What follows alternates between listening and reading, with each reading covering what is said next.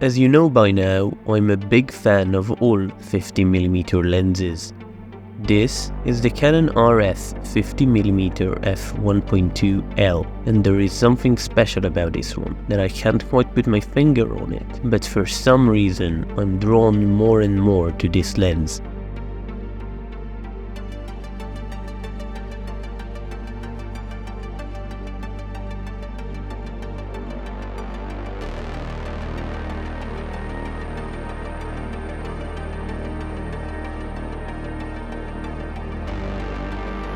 I've got a pretty good understanding of what a premium 50mm lens should feel like and what type of images they can produce. The EF 50mm f1.2, for example, which is a legendary piece of glass, and Leica's SL 50mm f2 Summicron, and even Sony's 50mm G Master.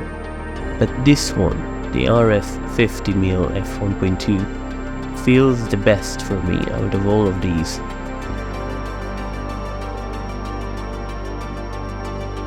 The look it creates is something very unique in this modern age, as lens manufacturers are trying to make the most optically perfect glass at all costs.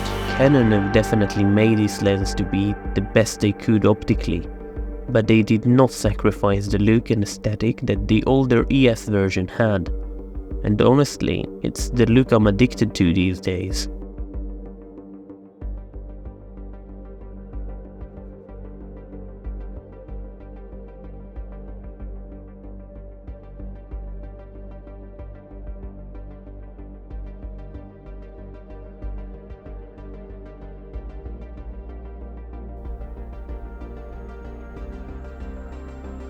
It came out in 2018 and was the replacement for the legendary Canon EF 50mm f1.2L, which was one of the best looking 50mm lenses for DSLRs for over a decade.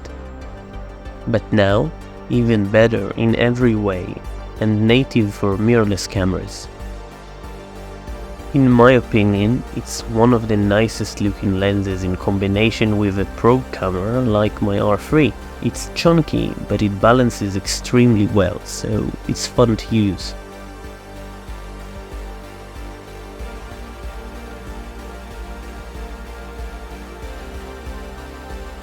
The lens is constructed with 15 elements. It has a 10-blade diaphragm. The autofocus system on this lens is fast and accurate.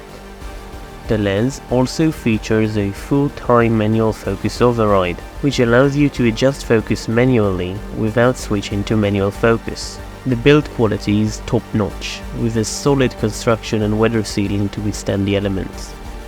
The lens feels well balanced on a camera body and is comfortable to hold and use. The standout feature of this lens is its fast maximum aperture of f1.2, which allows for incredible low light performance and beautiful bokeh. The bokeh has a very interesting effect near the corners of the image circle. It's definitely not cat's eye, but a different look to other lenses, except for the EF50 f1.2. The depth of field at f1.2 is razor thin, which makes it ideal for portraits and other creative shots that require selective focus. The 50mm focal length, almost everyone's first prime lens, the nifty 50. I've always been a fan of this focal length when I was just starting out in photography, as it's a good medium for everyday shooting. It's pleasing to capture images with and a good starter lens and a starter point to get creative with. In recent years, it has become one of my favorite focal lengths to shoot with. This lens is almost perfect for every scenario I can throw at it. The way this lens renders colors is just incredible, and I feel as though it looks better than it actually looked in real life.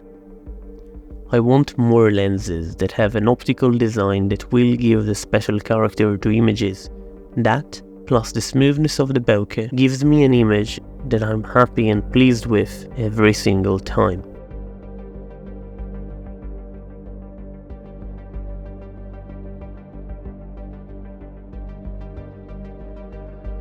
Hope you enjoyed this episode, and if you did, leave a like and subscribe, and I will see you in the next one. Bye bye.